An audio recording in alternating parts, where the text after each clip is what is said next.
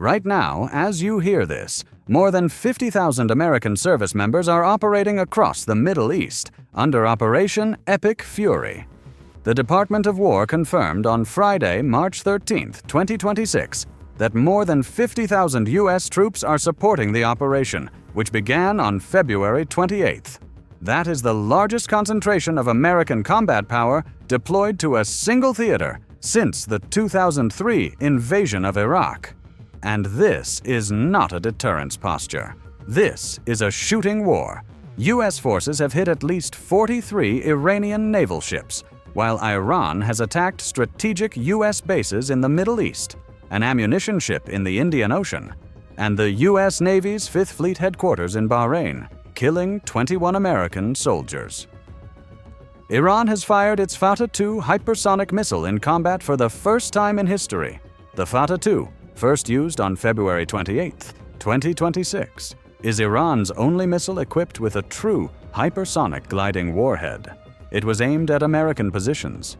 The weapon the Pentagon has warned about for years is no longer theoretical. It is airborne, and the conflict that started 2 weeks ago has now become something the entire world is watching with dread.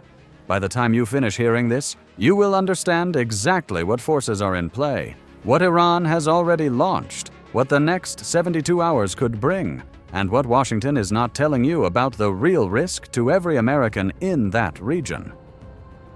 Let us go back to how this started. On February 28, 2026, Israel and the United States began a series of strikes against Iran, stating they aimed to induce regime change and target Iran's nuclear and ballistic missile program. The operation carried an American codename.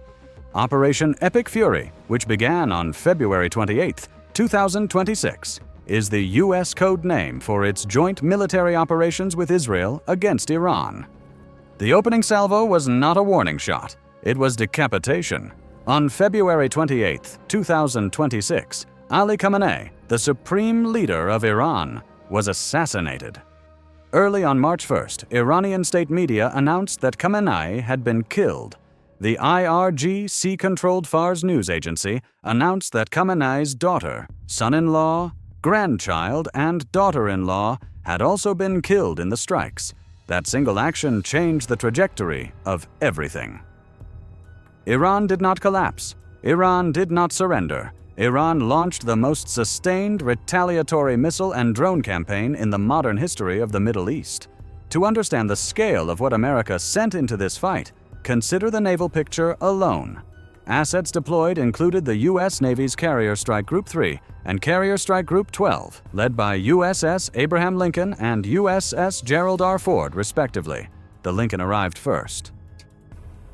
In mid-January 2026, USS Abraham Lincoln was ordered to CENTCOM's area of operations and arrived on January 26th with its strike group, including guided missile destroyers, cruisers, support vessels, and embarked aircraft such as F/A-18E, Super Hornets, EA-18G Growlers, E-2 Hawkeyes, MH-60 helicopters, and F-35C Lightning IIs. That strike group alone brought roughly 5,700 additional service members. Then came the Ford. The nuclear-powered aircraft carrier, USS Gerald R. Ford, transited east through the Strait of Gibraltar, according to BBC tracking data and verified imagery published February 20th, 2026. The Ford is not just any carrier. It is the largest warship ever built. Among Ford's features is the Electromagnetic Aircraft Launching System, or EMALS, which replaces the more than 70-year-old technology behind the steam-powered system used on the service's Nimitz-class carriers. Its advanced weapons elevators can carry up to 24,000 pounds of ordnance at 150 feet per minute. That is munitions flowing to the flight deck at a pace no other Navy on Earth can match. Those two carriers did not arrive alone. The U.S. Air Force deployed additional F-22 Raptor and F-15E Strike Eagle fighters to bases in Israel and Jordan, respectively, as well as large numbers of tanker aircraft. On February 24, 2026, it was reported that 12 F-22 fighter jets had been deployed to Avda Air Base in southern Israel which had available hardened aircraft shelters. This was the first U.S. deployment of offensive weaponry in Israel.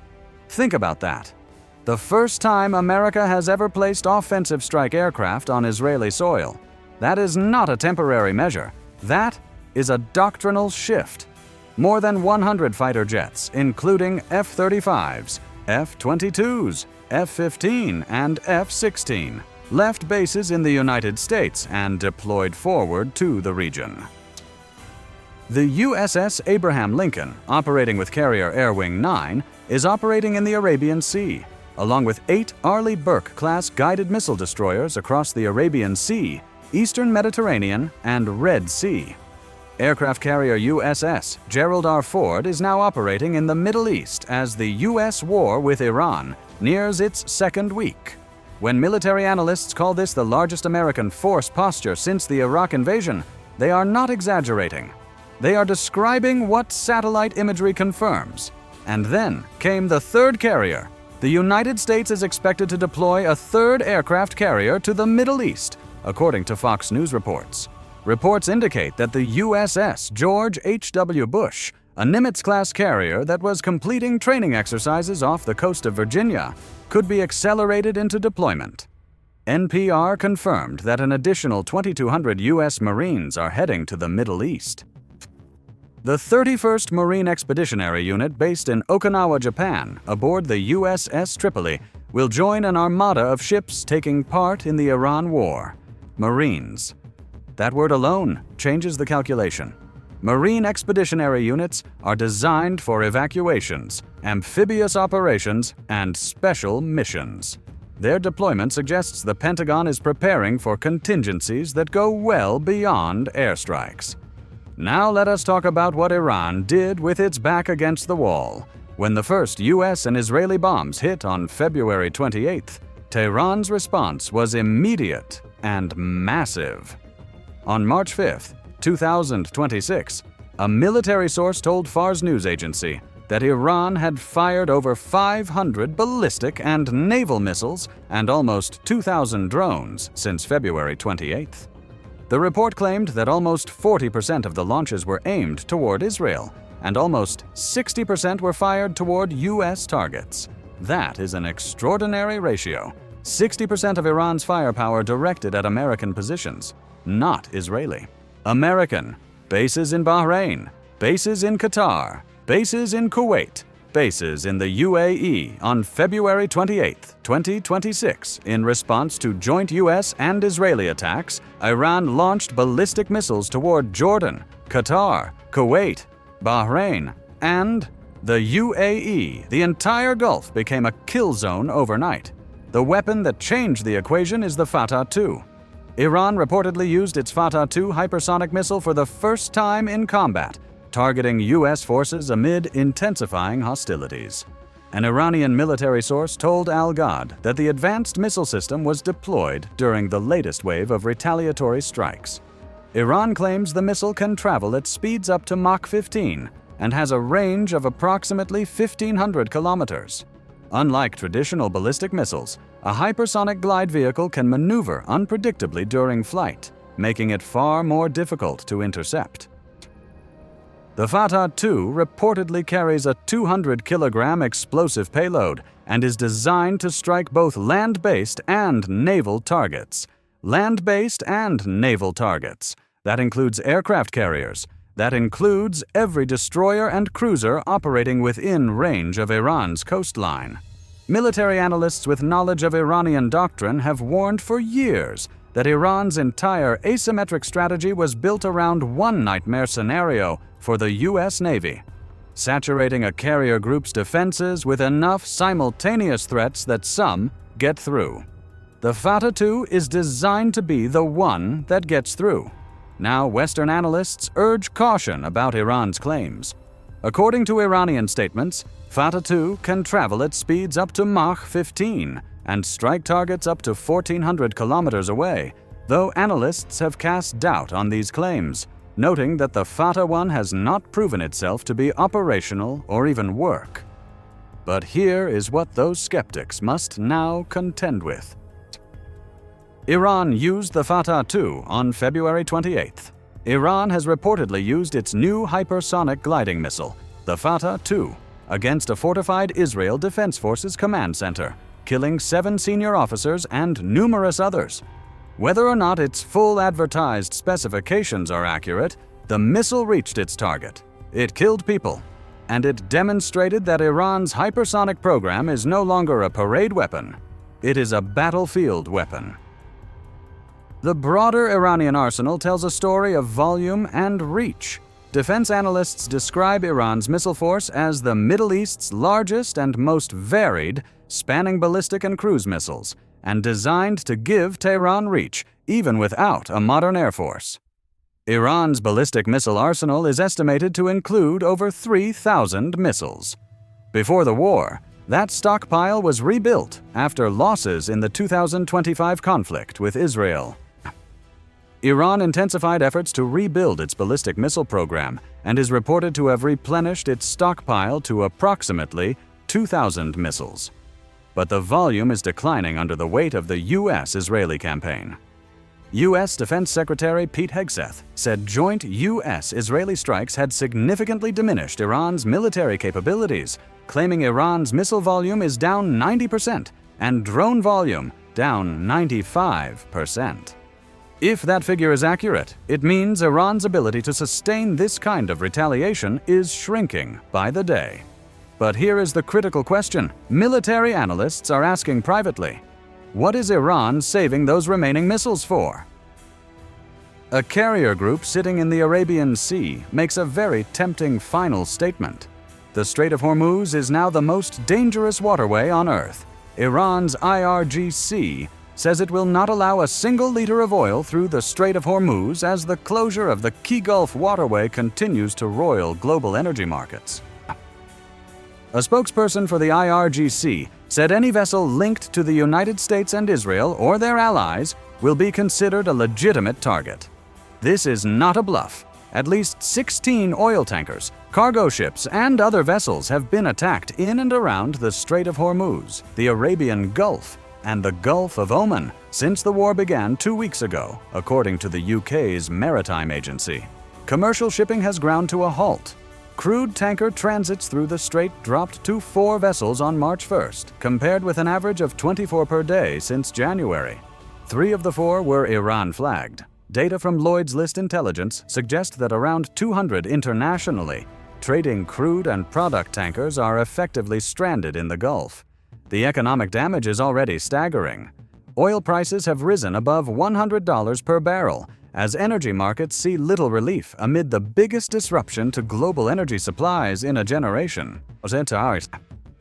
Brent crude is up 41.5% since the war began. U.S. crude oil has surged 47%, and the IRGC has issued a specific threat. Their spokesperson said, "Expect oil at $200 per barrel. If that sounds extreme, consider what analysts are modeling." Oxford Economics modeled a scenario in which global oil prices average $140 a barrel for 2 months. They find that would be enough to push the Eurozone, the UK, and Japan into economic contraction. For the American consumer, the math is brutal. Shipping through the strait, which carries 1/5 of the oil consumed globally, as well as large quantities of gas, has ground to a near halt amid Iranian attacks. Around 9 million barrels per day, or about 10% of global supply, can only pass through the strait and will remain bottlenecked until transit resumes. Every day the strait stays closed, the pressure on global prices increases. The world's governments are scrambling. More than 30 nations agreed to flood the market with 400 million barrels of oil. The United States is leading the effort with a release of 172 million barrels from its strategic petroleum reserve. It is the largest release of stockpiled oil in the 50-year history of the International Energy Agency. But the market's response tells you everything you need to know. The IEA said the war in the Middle East is creating the largest supply disruption in the history of the global oil market. Prices stayed above $100 even after the announcement. The market does not believe the reserves are enough, and analysts agree. As one analyst said, The release does not by any means obviate the need to reopen the strait, and not much more help is coming after this. The U.S. strikes are intensifying, not slowing. U.S. Central Command announced that approximately 6,000 targets have been struck in Iran since operations began. Additionally, more than 90 Iranian vessels, including over 30 mine-laying ships, have been damaged or destroyed. And on March 13th, President Trump escalated further. Trump said the United States bombed every military target on Iran's Karg Island. Karg Island is a 5-mile stretch of land off the Iranian coast that handles roughly 90% of the country's crude exports. That island had been untouched for 2 weeks. Military analysts believed it was being held as leverage. Now the leverage has been spent. The question is, what Iran does next. Iranian Parliament Speaker Mohammad Bakr Kalibaf had earlier warned that the country would abandon all restraint if there is any U.S. aggression against Iranian islands across the Persian Gulf. Those words were spoken before Karg was hit. That threshold has now been crossed. The human cost is climbing on all sides. More than 3,000 people, including civilians and military personnel, have been killed in the Middle East since the war began 2 weeks ago. A total of 13 U.S. service members have been killed since the start of the conflict, including 6 who lost their lives when their refueling aircraft crashed in Iraq on Thursday. A further 6 were killed in an Iranian strike that hit a makeshift operations center in Kuwait on Sunday. 8 U.S. service members are severely injured, according to the Pentagon. Those are American families that have already received the worst phone call of their lives, and reports suggest the exposure is increasing. Secretary of War Pete Hegseth said, "Friday will yet again see the highest volume of strikes that America has put over the skies of Iran and Tehran, ramping up and only up. The trajectory